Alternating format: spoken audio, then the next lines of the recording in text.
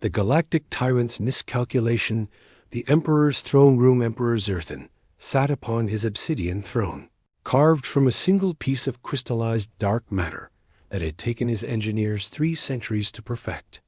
The throne room of the Zephyrian Empire stretched for nearly a kilometer in every direction, its walls lined with the preserved banners of over 600 conquered worlds.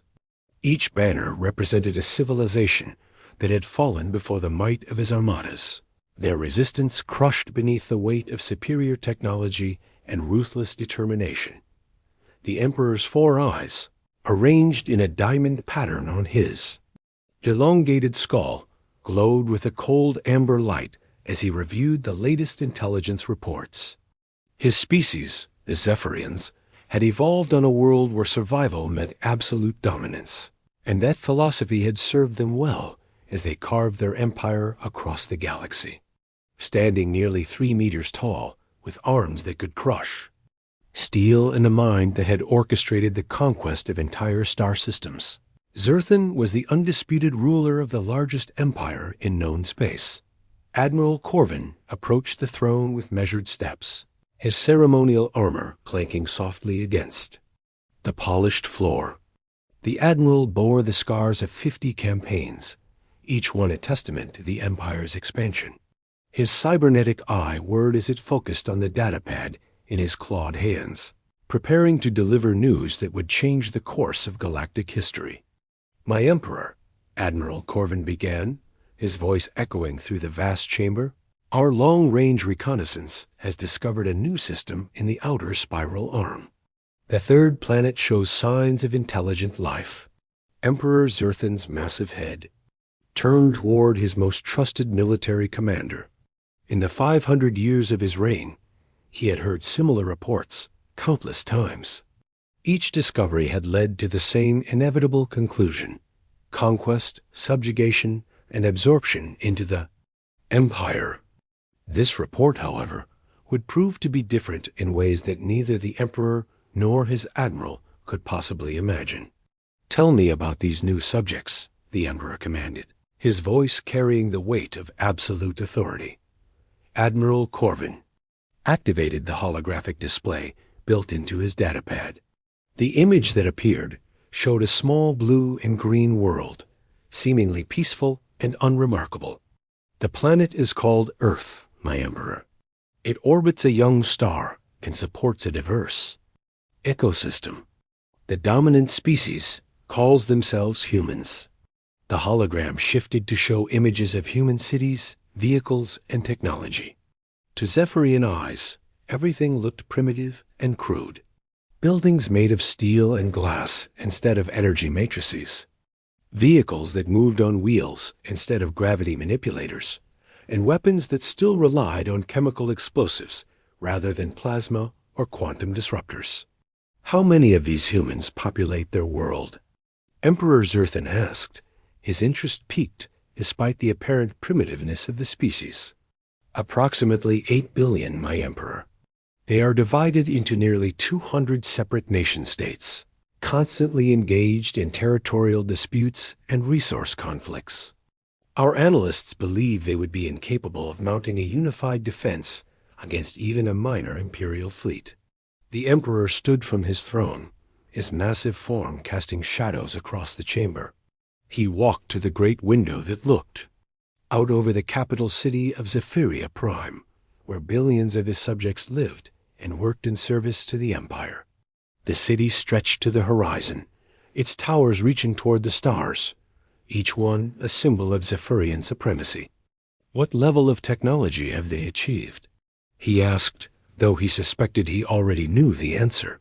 "Primitive fusion reactors, chemical rockets for space travel, and projectile weapons for warfare. They have managed to place some satellites in orbit and establish a small space station, but their capabilities are limited to their immediate orbital space. They have no faster-than-light travel, no energy shields, and no weapons that could threaten even our oldest ships." Emperor Zerthan nodded approvingly. It sounded like another easy conquest, the kind that had become routine for the Empire.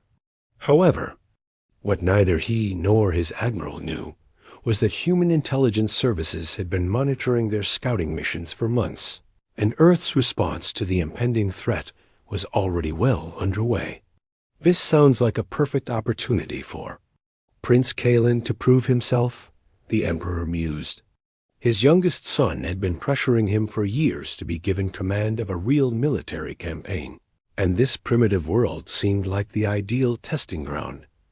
Prince Kalen had been born into privilege, but had never been satisfied with the ceremonial duties that came with his royal status. He had trained with the Empire's finest military academies, studied the tactics of legendary commanders, and absorbed every lesson about conquest and control that his father's empire had to offer. At 200 years old, he was considered young for a Zephyrian, but his intelligence and ambition marked him as a worthy heir to the throne. "Shall I summon the prince, my emperor?" Admiral Corvin asked. "Yes, and prepare the 7th Imperial Fleet for deployment. 500 ships should be more than sufficient to handle whatever resistance these humans might offer." Within hours, Prince Kalen stood before his father's throne, his own armor gleaming with the polish of ceremony rather than the wear of battle. He was tall, even by Zephyrian standards, with the lean build of a warrior and the sharp intelligence that marked him as true royalty. His 4 eyes blazed with anticipation as he listened to the details of his first independent command. "Father, I will not disappoint you," Prince Kalen declared, his voice filled with the confidence of youth and privilege. "These humans will learn what it means to oppose the Zephyrian Empire. Remember, my son, this is not just about conquest. It is about learning to command, to inspire fear in your enemies, and to rule with both strength and wisdom. Take your time with this world. Study their responses, test their capabilities, and ensure that when you return, you have truly earned your place as a commander of the Empire." Prince Kalen bowed deeply to his father, then turned to Admiral Corvin. "When can we depart?" "The fleet is already being prepared, my prince. We can leave within the standard day." As the prince left to prepare for his first conquest, Emperor Zerthan returned to his window, looking out at the stars that represented his vast domain. He had no way of knowing that the humans had been preparing for this moment for over a century, or that the primitive world his son was about to attack possessed defenses that would challenge everything the Zephyrian Empire thought they knew about warfare. Earth's secret preparation DR. Elena Vasquez stood in the command center of Project Prometheus, a facility buried 3 kilometers beneath the Swiss Alps. The command center was a marvel of human engineering, filled with technology that would have seemed impossible just 50 years earlier. Holographic displays showed the positions of ships throughout the solar system, while banks of quantum computers processed information at speeds that defied comprehension. Dr. Vasquez had dedicated her entire career to this moment. As the director of Project Prometheus, she had overseen the development of weapon systems and defensive technologies that pushed the boundaries of human scientific understanding. The project had begun as a response to the first detection of alien technology in the 1940s, when a damaged scout ship had crashed in the Sahara Desert. While the public had never learned of the incident, the world's governments had quietly begun, preparing for the day when Earth would face a hostile alien force. Asterisk. Dr. Vasquez, called Colonel Marcus Chun, the military liaison for Project Prometheus. Our deep space sensors are detecting massive gravitational anomalies at the edge of the solar system. The aliens are coming. Dr. Vasquez turned from the display she had been studying, her expression calm despite the magnitude of the moment. She had been preparing for this day for 30 years, ever since she had first seen the wreckage of the alien scout ship and realized that humanity was not alone in the universe. "How many ships are we detecting?" "Our best estimate is 500 vessels, all of them significantly larger than anything in our conventional fleet."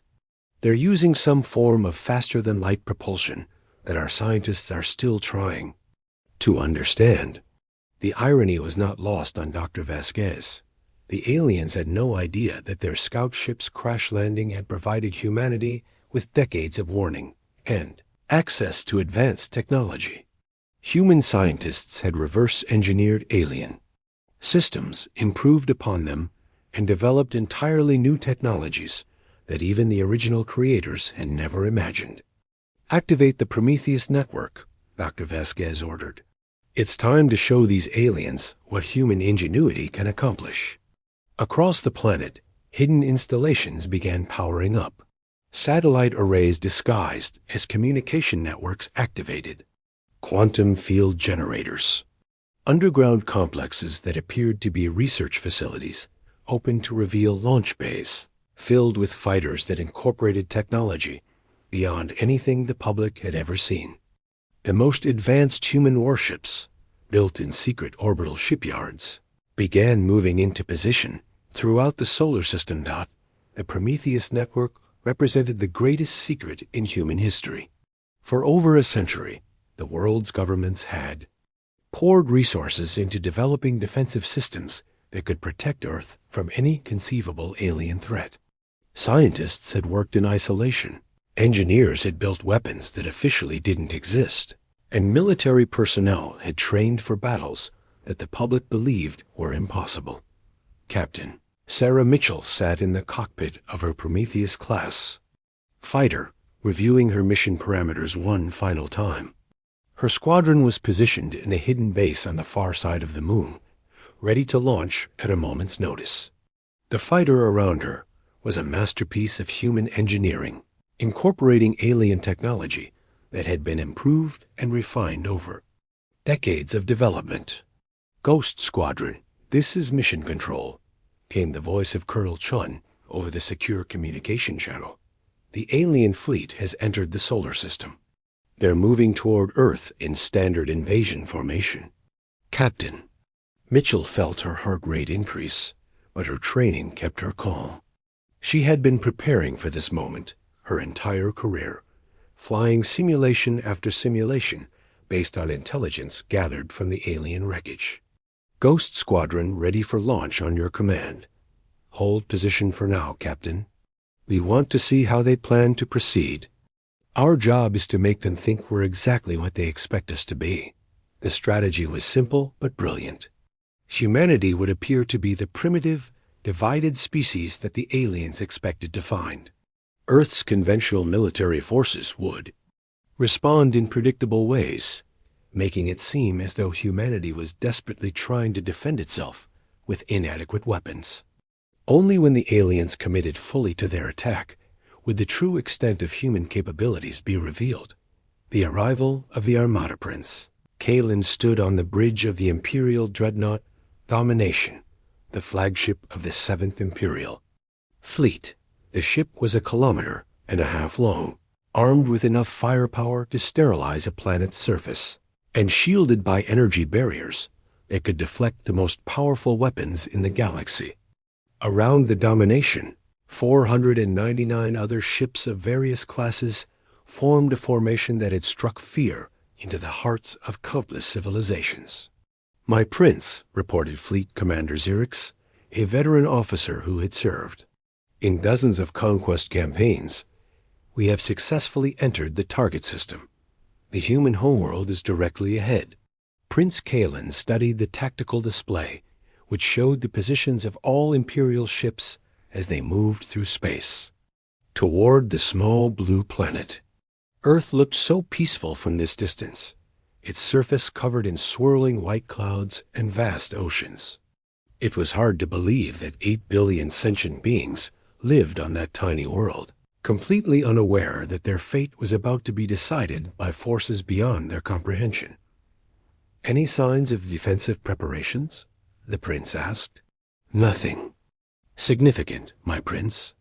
We're detecting some increased communication traffic and what appears to be the mobilization of their primitive military forces, but nothing that poses any threat to the fleet. What Fleet Commander Xerix didn't know was that human technology had advanced to the point with their most sophisticated sensors, could be completely fooled by stealth and deception systems. The aliens were seeing exactly what humanity wanted them to see: a species caught off guard by the arrival of an overwhelming force. "Open a communication channel to the planet," Prince Kalen ordered. "Let's see how these humans respond to the reality of their situation." The communication array on the Domination began broadcasting on every frequency that human technology was known to use. The message was transmitted in dozens of human languages, ensuring that every government on Earth would receive and understand the ultimatum that was about to be delivered. "People of Earth," Prince Kalen began, his voice carrying across space to the world below, "I am Prince Kalen of the Zephyrian Empire. Your planet has been selected for incorporation into our domain. You have 72 hours to surrender unconditionally. All military forces must stand down. All governments must submit to imperial authority, and all resistance must cease. If you comply, your species will be allowed to continue its existence under imperial rule.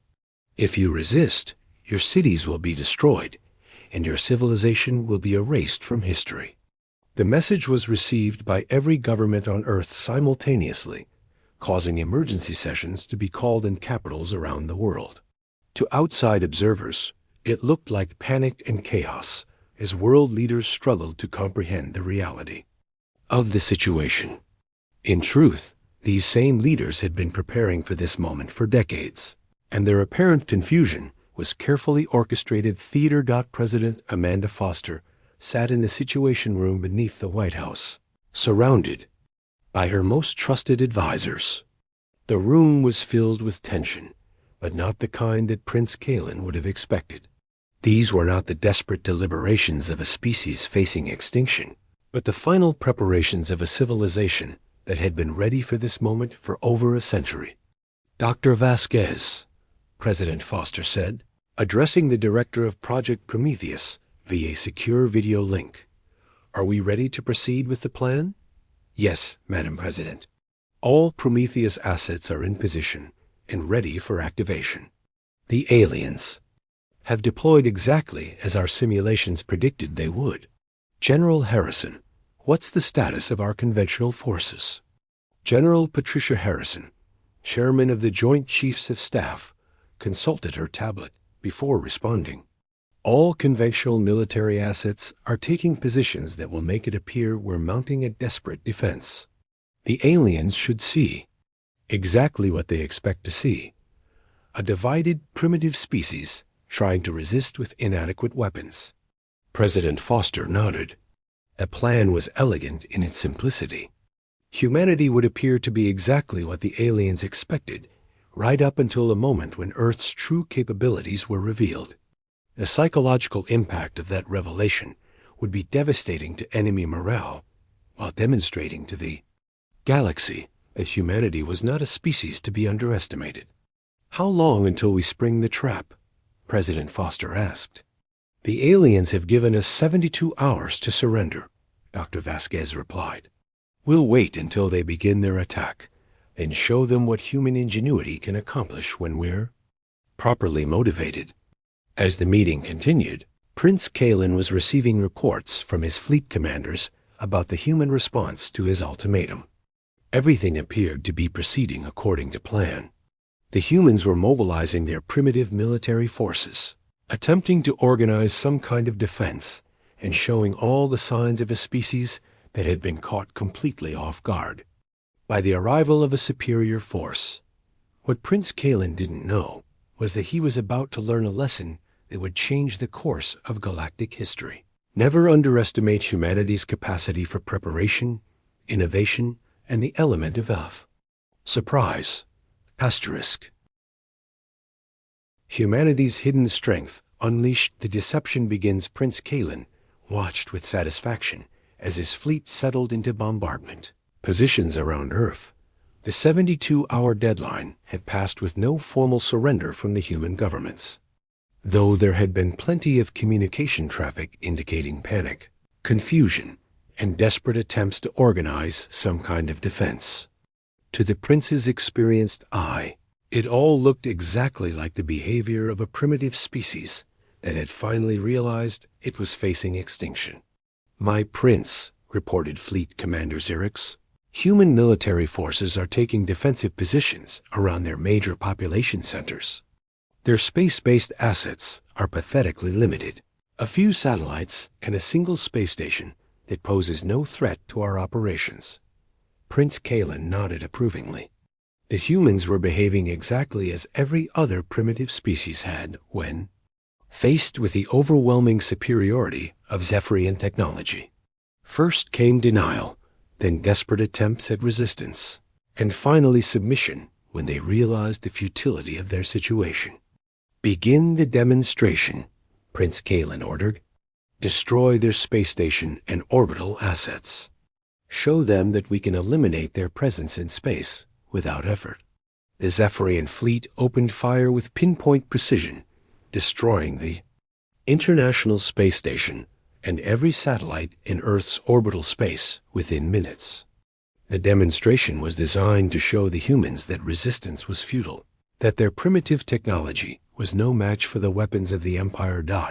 What Prince Kalen didn't know was that the space station had been evacuated days earlier, and the satellites he had destroyed were obsolete decoys that had been positioned specifically to be sacrificed. The real defensive assets of Project Prometheus remained hidden and undetected, waiting for the perfect moment to reveal themselves. On Earth, President Foster watched the destruction of the decoy assets with grim satisfaction. The aliens were following the predicted pattern perfectly, demonstrating their superior firepower while giving humanity time to prepare the devastating surprise that was about to be unleashed. "Dr. Vasquez," President Foster said, speaking into her secure communicator, "they've taken the bait. How long until we can activate the full Prometheus network?" "All systems are ready, Madam President. We can begin the counterattack whenever you give the word." "General Harrison, what's the status of our conventional forces?" "All units are in position to provide the theater we discussed. The aliens should see exactly what they expect to see when they begin their main attack." "President." Foster took a deep breath, knowing that the next few hours would determine the fate of humanity. "Proceed with Operation Prometheus. Show these aliens that they picked the wrong species to threaten." The surprise counterattack Prince Kalen decided it was time to escalate the demonstration.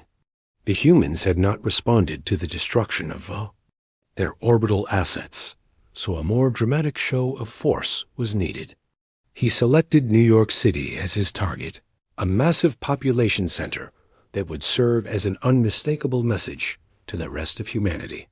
"Fleet Commander Xerix, prepare to bombard the human city designated as New York. A population center of that size should convince the remaining humans to surrender immediately." "Yes, my prince. Targeting systems are locked onto the city center." "What?" Prince Kalen didn't know was that every major city on Earth was protected by quantum shield generators that had been disguised as ordinary buildings. The technology was based on alien systems that had been reverse-engineered and improved by human scientists over decades of development. As the first Zephyrian energy beams lanced down toward New York City, they encountered shields that were completely invisible to their sensors. The deadly energy that should have destroyed millions of humans was absorbed and deflected harmlessly into space. "Fleet Commander," Prince Kalen said, his voice showing the first hint of concern, "why is that city still intact?" "I don't know, my prince. Our weapons struck the target with full power, but there appears to be some kind of defensive system that we didn't detect." Before Prince Kalen could respond, alarms began sounding throughout the bridge of the domination. His sensor officers were reporting contacts that shouldn't exist, energy signatures that didn't match anything in the Zephyrian database of known technologies. "My prince," called the sensor officer, his voice filled with confusion, "we're detecting massive energy buildups from the planet's surface. The readings are unlike anything we've seen before." Dr. Vasquez stood in the command center of Project Prometheus, her hand hovering over the activation controls that would change the course of galactic history. Around her, hundreds of technicians and military personnel waited for the order that would unleash humanity's greatest secret. "Activate the Prometheus network," she commanded. "Let's show these aliens what human ingenuity can accomplish." Across the planet, installations that had been hidden for decades began revealing their true nature. What had appeared to be ordinary buildings, power plants, and research facilities transformed into weapon emplacements that incorporated technology beyond anything the odd Zephyrians had ever encountered. The first wave of the counterattack came from quantum pulse cannons that fired projectiles capable of existing in multiple dimensions simultaneously. These weapons could bypass any known form of shielding by attacking their targets from angles that three-dimensional beings couldn't even perceive. Prince Kalen watched in horror as his outer perimeter ships began exploding without warning. The human weapons were striking through his shields as if they didn't exist, destroying vessels that had been designed to withstand the most powerful weapons in the galaxy. "How is this possible?" he demanded. "Our intelligence clearly indicated that. These humans possess only primitive technology." "I don't know, my prince. Their weapons are operating on principles that our scientists have never encountered. They appear to be using some form of multidimensional physics that we don't understand." The second wave of the counterattack came from orbit, where cloaked stations that had been invisible to Zephyrian sensors began revealing themselves. These orbital platforms had been built using technology that combined human innovation with alien systems, creating weapons that were more advanced than anything either species had developed independently. Captain Sarah Mitchell finally received the order she had been waiting for her entire career. "Ghost Squadron, you are cleared for immediate launch. Primary targets are the alien capital ships. Show them what human pilots can do when we're properly equipped." Her Prometheus-class fighter launched from its hidden base on the far side of the moon, followed by hundreds of similar craft that had been waiting in concealment throughout the solar system. The fighters incorporated stealth technology, weapon systems, and propulsion capabilities that made them superior to anything in the Zephyrian fleet. Prince Kalen watched in disbelief as human fighters appeared on his sensors, moving at speeds that should have been impossible for biological pilots to survive. The craft were accelerating at rates that would have killed any known species. Yet they maneuvered with precision that suggested advanced artificial intelligence or some form of technology that enhanced human capabilities beyond normal limits. "My prince," Fleet Commander Xerix reported, his voice filled with panic, "we've lost over 200 ships in the first 10 minutes of combat. The human weapons are unlike anything we've ever faced. What about their defenses? Can we break through their shields?" "We can't even detect their shields, my prince. Our sensors show clear shots to their cities, but our weapons are being stopped by some kind of barrier that operates outside normal spacetime." The truth was that human scientists had spent decades studying the wreckage of the alien scout ship, not just to understand its technology, but to identify its weaknesses. Every system the Zephyrians used had been analyzed, tested, and countered by weapons specifically designed to exploit vulnerabilities that the aliens didn't even know existed. The revelation of human capability, as the battle continued, Prince Kalen began to understand the magnitude of his mistake. The humans had not been caught off guard by the arrival of his fleet. They had been preparing for this moment for decades, possibly centuries, and they had used that time to develop capabilities that exceeded anything in the Zephyrian Empire. "Fleet Commander," Prince Kalen said, his voice filled with the reality of defeat, "order all ships to withdraw to minimum safe distance. We need to reassess the situation." "My prince, I'm not sure we can withdraw. The humans appear to have some kind of faster-than-light interdiction system. Our hyperspace drives are being jammed. Dr. Vasquez smiled grimly as she watched the tactical display showing the alien fleet's desperate attempts to escape. The hyperspace interdiction system was one of her proudest achievements, a technology that could prevent any ship from entering. Faster-than-light travel within a designated area of space. Asterisk. Colonel Chun, she said, informed the alien fleet that we're prepared to accept their surrender. But make it clear that any further hostile actions will result in the complete destruction of their forces. The message was transmitted to Prince Kellen's flagship, delivered in perfect Zephyrin, language that demonstrated humanity's thorough understanding of alien communication protocols. The implication was clear. Earth had been monitoring and studying the Zephyrian Empire for far longer than anyone had realized. Prince Kalen received the message with a mixture of shock and grudging respect. The humans had not only defeated his fleet, they had done so while demonstrating technological capabilities that suggested they might be more advanced than the Zephyrian Empire itself. Open a communication channel to the planet, he ordered. I wish to speak with whoever is in command of their forces.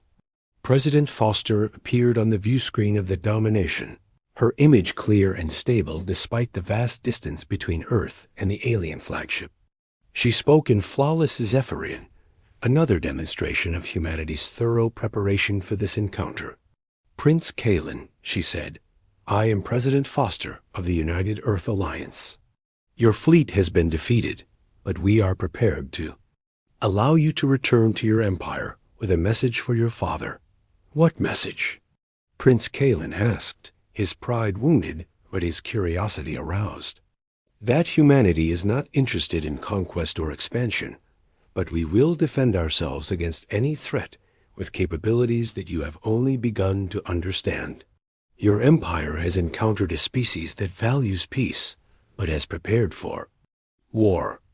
We suggest that future contact between our peoples be based on mutual respect rather than attempts at domination. Prince Kalen considered the president's words carefully. His fleet had been reduced to less than half its original strength, and the humans had demonstrated that they could destroy the remainder whenever they chose. More importantly, they had shown tactical and technological superiority that suggested they might be capable of threatening the Zephyrian Empire itself. I will carry your message to my father, he replied. But I must ask, how long have you been preparing for this encounter? President Foster smiled. Since the day we first realized we were not alone in the universe. We have always hoped for peaceful contact with other intelligent species, but we have never been naive enough to assume that all encounters would be friendly. The Emperor's shocked Emperor Zirthan sat in his throne room, reading the report from his son with growing disbelief. The conquest of Earth was supposed to have been a simple training exercise, a way for Prince Kalen to gain experience against a primitive species that posed no real threat to the Empire. Instead, the humans had demonstrated capabilities that challenged everything the Zephyrians thought they knew about warfare and technology. Admiral Corvin, the Emperor said, his voice filled with barely controlled rage, explain to me how our intelligence could have been so completely wrong about these humans. Admiral Corvin studied the tactical reports with the eye of a military professional who had survived 50 campaigns. What he saw disturbed him more than any defeat he had ever witnessed. The humans had not simply won a battle. They had demonstrated strategic thinking, technological capability, and military organization that suggested they might be a threat to the Empire itself. My Emperor, Admiral Corvin said carefully, it appears that the humans have been aware of our existence for much longer than we realized. They have used that knowledge to prepare defenses specifically designed to counter our tactics and technology. Are you suggesting that a primitive species has outmaneuvered the Zephyrian Empire? I am suggesting that these humans are not as primitive as we believed. Their technology appears to be based on principles that our scientists don't fully understand, and their strategic thinking demonstrates a level of sophistication that rivals our own. Emperor Zerthan stood from his throne, his massive form radiating the anger of a ruler who had never experienced defeat. For 500 years, he had expanded the empire without facing any species that could pose a serious threat to Zephyrian supremacy. Now, a small world on the edge of the galaxy had demonstrated that the Empire was not invincible. "What do you recommend, Admiral?" the Emperor asked. "I recommend that we treat Earth as a potential threat rather than a target for conquest. The humans have shown that they prefer peace, but are prepared for war. Perhaps it would be wise to open diplomatic relations rather than risk further military conflict." The Emperor considered this advice carefully. The loss of Prince Kellen's fleet had been devastating, but the strategic implications were even more serious.